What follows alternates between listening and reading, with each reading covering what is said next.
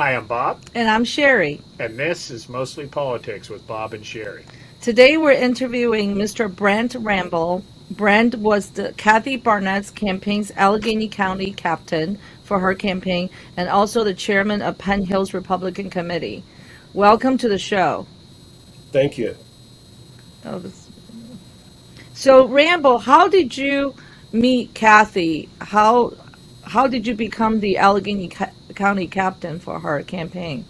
Well, I was invited to a breakfast in Murraysville, and she was putting it on, and there was about 9 of us there, and we asked her questions about the economy, about world affairs, every kind of question you can think of, abortion, and you could tell she was a woman with conviction.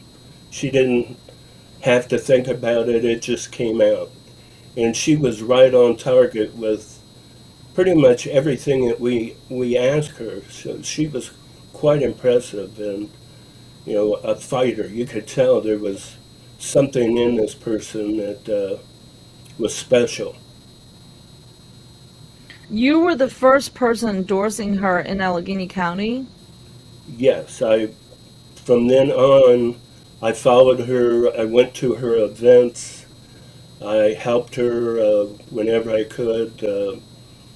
She would call and ask what was going on in Allegheny County, who should she talk to, and things like that.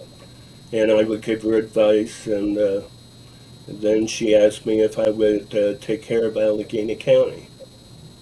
So, as the captain, you were the primary point of contact for Kathy and her campaign, and Yes, kind of involved in everything that happens in the county. yes.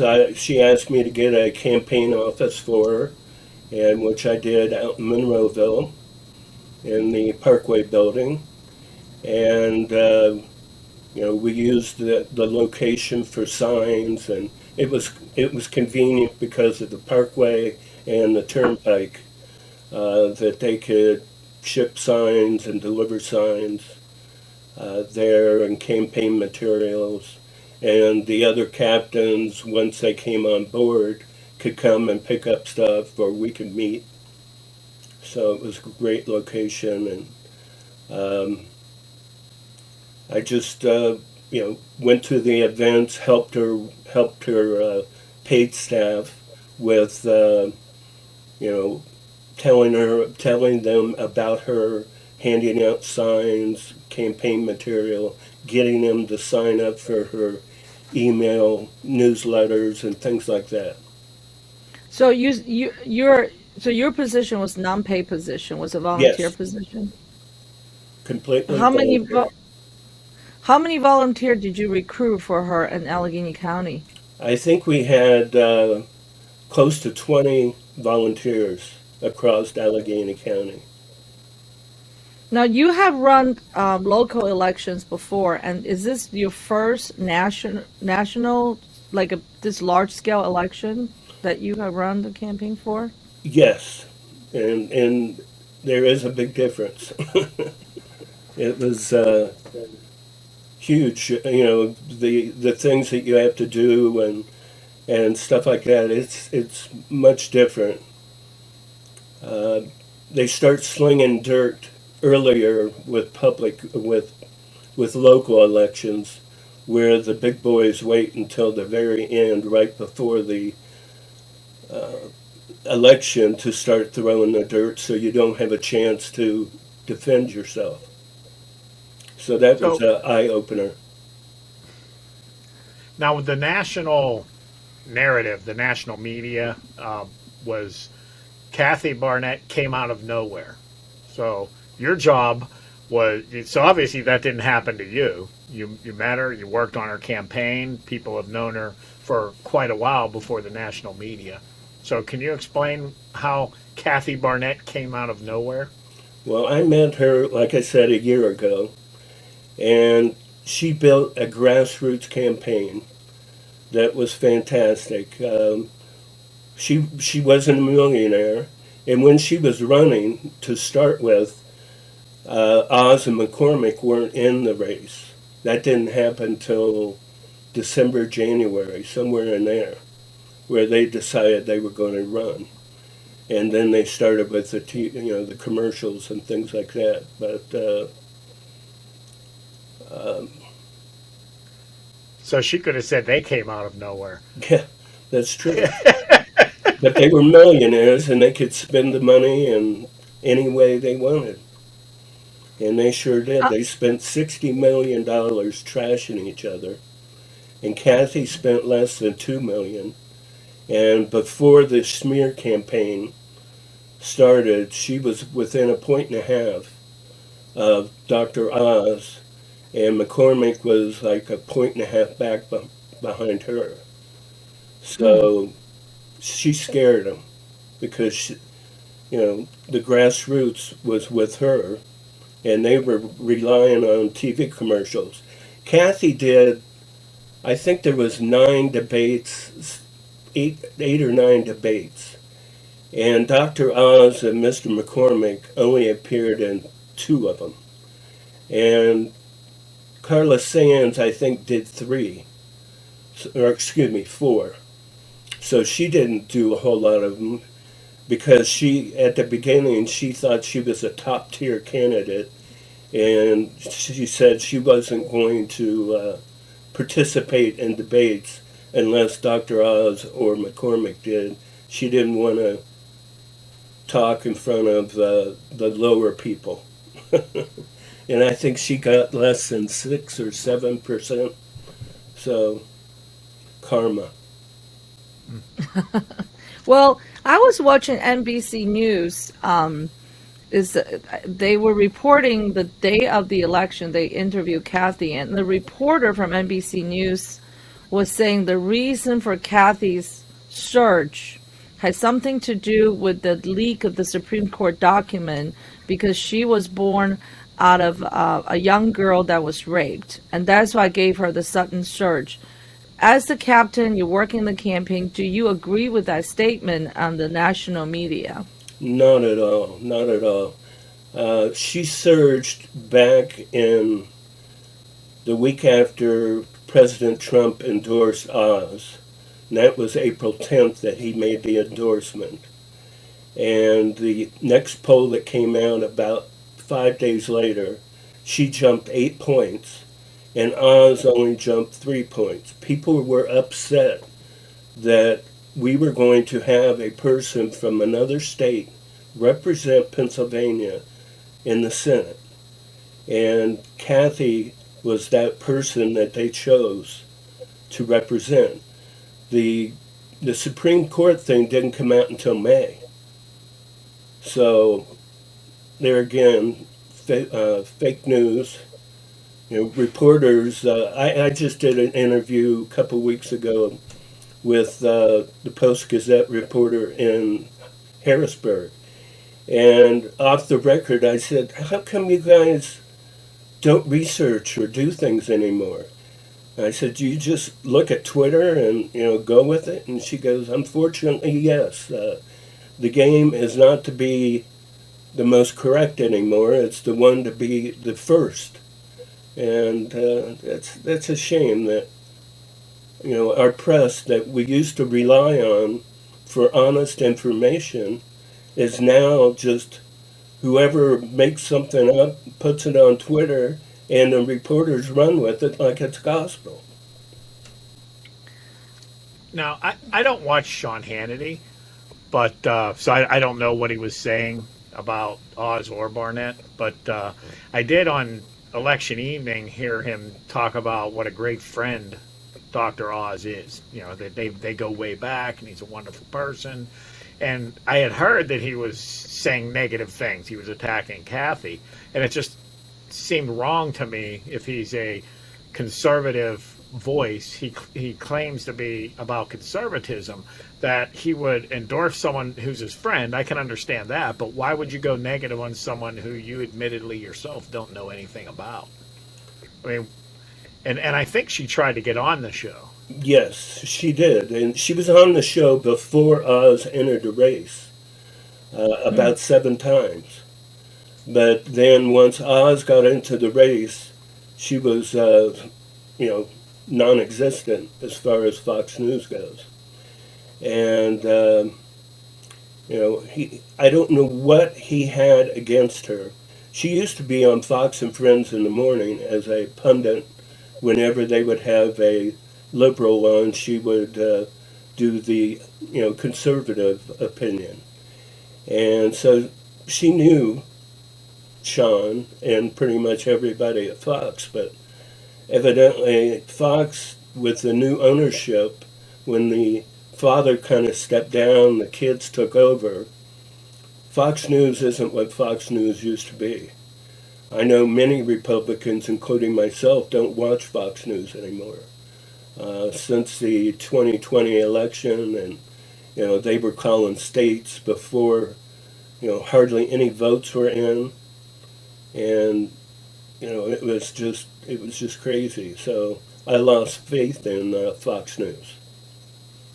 Now, I had heard that he was on the show, Sean Hannity was on the show saying that Kathy wouldn't come on. But yet I saw her on social media, you know, tweeting at him, and I assumed her campaign tried to call to get on the show. Yes, she did. I talked to her about it, and she said that what was it? That the schedule was already booked, and they were unavailable to put her on until after the primary. Sounds a little sketchy to me. Now, did you see him on the show saying that she refused to come on or that she didn't answer calls? Yes, I did see that. I saw that after the election. I had so many people texting me, sending me clips and things, and asking me what's going on with Sean. And you know, he was just lying, and I don't know what else to say. Well, one of the things, talk about fake news. Prior to the election, I think about a week before the primary, there was this very short clips of Kathy talking. It was about 3 seconds, and it was a compilation of 3 second clips saying that she's with Black Lives Matters, and she's saying the situation is white supremacist. And I know you started with her campaign last August of 2021. Now, Well, I started throughout before this, that, but we had our first rally here in Allegheny County on August of okay, 2021. so you knew her for all this time. Have you ever seen her spoke favorably towards Black Lives Matters, or, spoke about white supremacy? No, no. In fact, the clip that they took that out of was when the Antifa and Black Lives Matter wanted to tear down the statue of Lincoln and the black slave that was kneeling at his feet and breaking the chains of slavery. And as Kathy was saying, unfortunately, Antifa and Black Lives Matter aren't big on history. And they didn't know that 700 slaves paid for that statue out of their own money. And they wanted to tear it down. And so what she did was, and the other thing that they put in there is, we're saying that, and President Trump was saying it too, that Kathy wants to put a statue of Obama. Well, it actually is kind of true. What she was doing was trying to stamp down the, calm the Black Lives Matter and the Antifa people and telling them, why don't you put a statue of Frederick Douglass on one side of Lincoln and put Obama on the other side so we could see the past and the present. And, it's a fact that Obama was our first black president, but that doesn't mean she endorsed him. In fact, she says that she never voted for him in either election. It took her about 5 minutes of research to know that he wasn't the person that she could vote for. just because of his skin. That's crazy. You've got to have. So it was meant to mark the progress that in the country Correct. It of was all races. a mark in time. And Hmm. that's what she was trying to do, is saying these statues are marks in time. It doesn't mean we agree that, we have a Robert E. Lee statue, but he, at that time, he was their leader, and he was the best at that time. And the same thing, with the statue with Lincoln and freeing the slaves. That was a mark in time. And Obama is a mark in time. Not a good mark, but a mark in time. Well, we asked every conservative that probably came on this show. In 2016, President Trump ran a grassroots campaign and spent much less money than Hillary Clinton and won the election. And Kathy Barnette, in the beginning, seemed to have that similarity, which is running a grassroots campaign and being a true conservative and trying to win an election. However, President Trump, instead of endorsing her, endorsed, a celebrity doctor. And what are your thoughts on that? Why do you think President Trump did something that is quite radical? Well, I think his advisors are a little out of tune with what's going on in Pennsylvania, first of all. Secondly, I think he's got a thing for TV personalities, and he's got this stupid record that I think means more to him than anything. That he, at the time, I think he was, 62-1. And, if you noticed, he endorsed Doug for governor 4 days before the election, and Doug had a double-digit lead, so it was a no-brainer. I think he was afraid Oz was going to lose, so he wanted to even out his record. So I was very disappointed in President Trump. In fact, I took my Trump flag down. It's been going since 2016 or 2015. So, what was the evening like on the primary night? At first, it was exciting, and there was three parties across the state, and we were linked by, basically, a Zoom call or whatever you want to call it, team meetings. And all three of us were connected with Kathy's.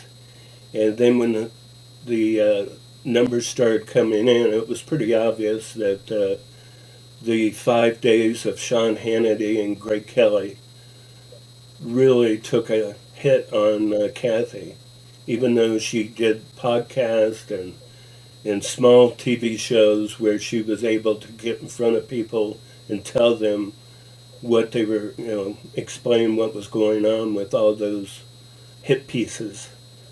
But it really took a killing, and so pretty much the whole night we all talked about, trying to figure out what was going on with Sean Hannity and why President Trump thought it was important for him to stick his nose into Pennsylvania politics, and how he would feel if somebody from another state was representing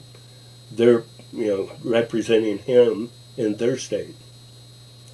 So now we're going to have a winner, a primary candidate a candidate to run, and I know both candidate is not something of your choice. We're going to get either Dr. Oz or Mr. McCormick.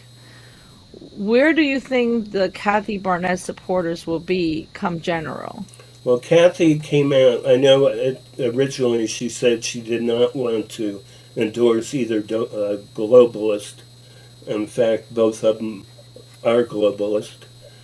And but I saw she was on CNN on Sunday, and she, agreed that the Republicans needed to take back the Senate, and she would endorse whoever actually wins. And the same with our committee. We're going to endorse whoever takes, whoever actually wins.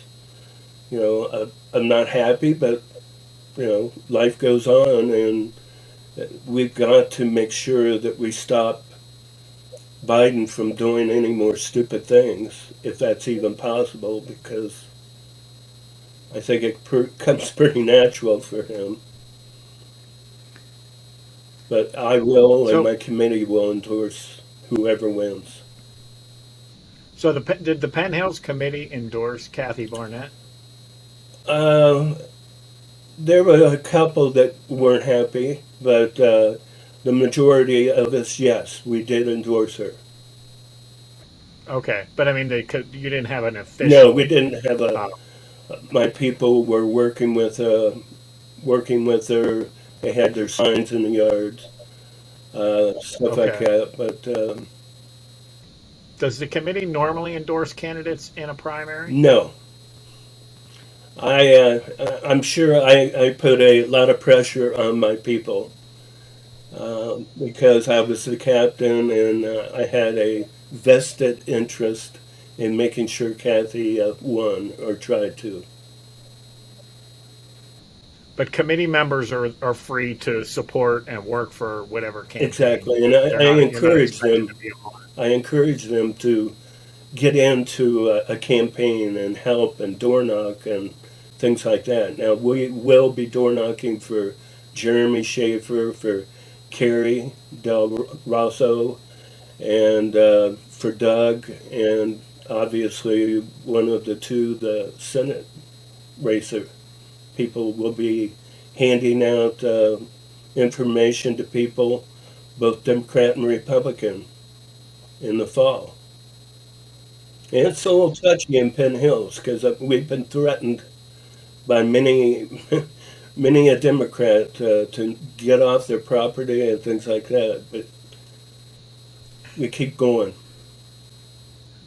How many years have you been the chairman of the Penn Hills Republican Committee? I think I just got reelected, so it's a 4-year term, so just about 4 years.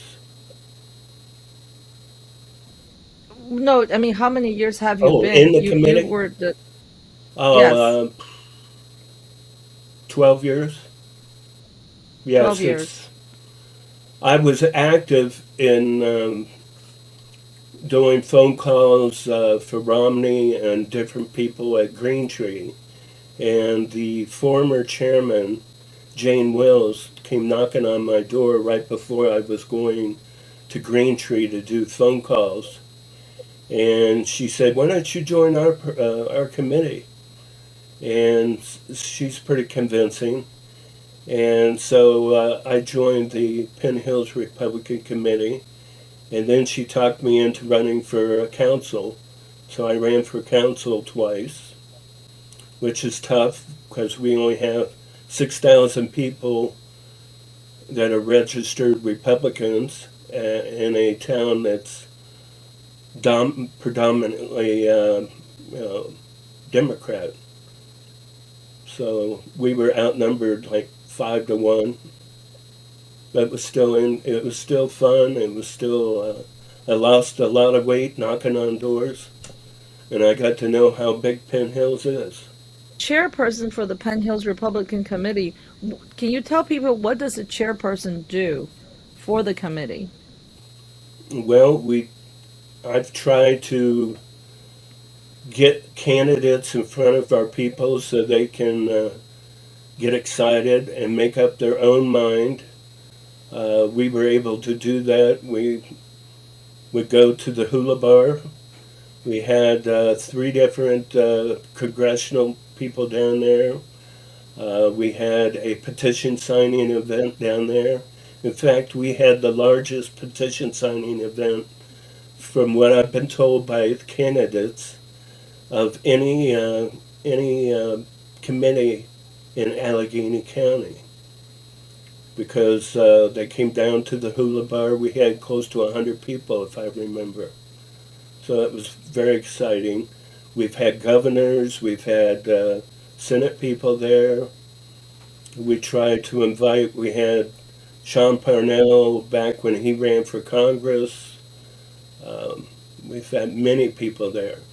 And it's the spot to come if you want to hear somebody that's conservative.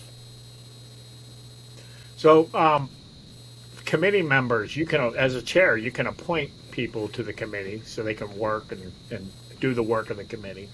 And some members are elected. To be elected, they have to have a petition, at least 10 valid signatures to get on the ballot, and then whoever gets the most votes, they're elected. So they have a voting ability, an elected committeeman. Right. Well, now even an appointed one has a voting ability within the committee, but outside of the committee, for example, the we're going to be electing officers for the Allegheny County Republican Committee here shortly, and only people that were voted were on the ballot and won will be able to vote, which brings up a sore subject because I took down all my people's petitions, had them time stamped, and I have the receipts, and I'm going back down this week. Only two of us made it on the ballot, and I just can't figure that out. Myself and my vice chair, we were the only two to make it on the ballot. The other people, for some odd reason, did not make it on the ballot. And you said there were about 8 people that didn't make Yes. it. And is it normal? Not they didn't receive any notification, or they just the ballots come out and your name's not No, there. I think if somebody disputes it, you get notified so that you can defend your petitions. But I'm not. I don't know why. You know, when you turn in a petition, the gentleman or the lady reviews the petition, looks on the front and back to make sure everything is legal and signed, and all the T's are crossed and the the periods and all that is there. And I did not hear about anybody disputing these petitions. Something is just not right. So those 8 people did not make on the ballot, so they will have no voting rights come time to vote for the Allegheny County Republican Party's official seats, correct? No, unfortunately, and that is a tough pill to swallow because I've been pretty vocal on my opinion of who should not be there, and I don't know, the conspiracy part of me wants to think that somehow they wanted to eliminate all my people that would be voting against this person. Who is in charge printing these ballots, and what recourse do you have at this point? Well, it's the Board of Elections, the County Board of Elections. After we turn in the petitions, they print the ballots, or they have somebody print the ballots. And thinking of the ballots, other than our committee members, I was around the biggest polls in Allegheny County as far as Republican polls. Since it's a primary, I wanted to concentrate on Republicans, and most of those polls ran out of ballots, and of Republican ballots, of course, and which is kind of crazy because everybody knew that the enthusiasm rate was much greater on the Republican side than the Democrats. So logic would tell you maybe we should print a few more ballots for Republicans than normal. But they didn't do that. And then they didn't educate their judges very well because most of the judges didn't know that you could use the handicap voting machine, which has both Republican and Democrat people on there, and you just they could pick if they're going to vote Republican and vote for their people and you slip a blank form in, and it prints it out for you. So there was no reason to turn away any Republicans. But unfortunately, our county committee, Board of Election, did not do a very good job training their people at all. And this was the same in 2020. Those judges of elections had no idea how to handle when a Republican would bring in their mail-in ballot unopened and try to turn it in. A lot of judges would say, "I'm sorry, you can't vote. You had to do it by mail-in." And it was just a mess. There was a procedure where they put that ballot aside, they opened it up and voided all the numbers on it. They put it in a special pile and then let the person vote. But most of the judges didn't do that. So, the election was screwed up from the beginning in 2020. And I'm hoping that they fix or train our election staff much better before the next election. Do you know how many people do you know got turned back because there's a ballot shortage? Um, well, what they were doing, they told the people they would have to wait. And I know some people couldn't wait because they had to get back to their jobs.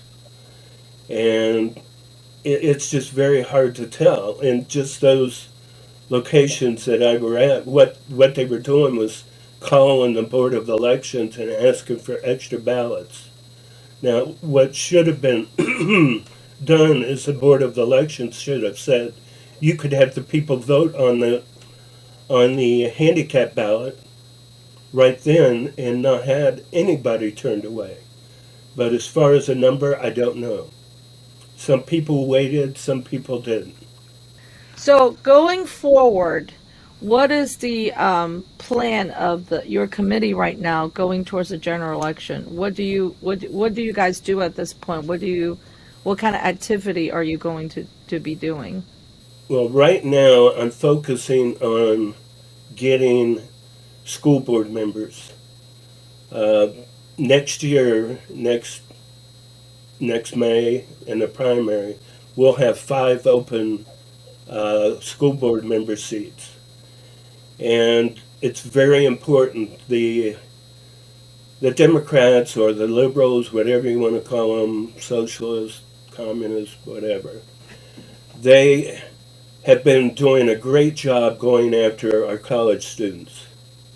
Now they're going after our grade school and high school kids with changing what is studied and what is not studied, and the CRT, critical race theory, turning our kids into racist, telling them how bad the country is awful, and things like that.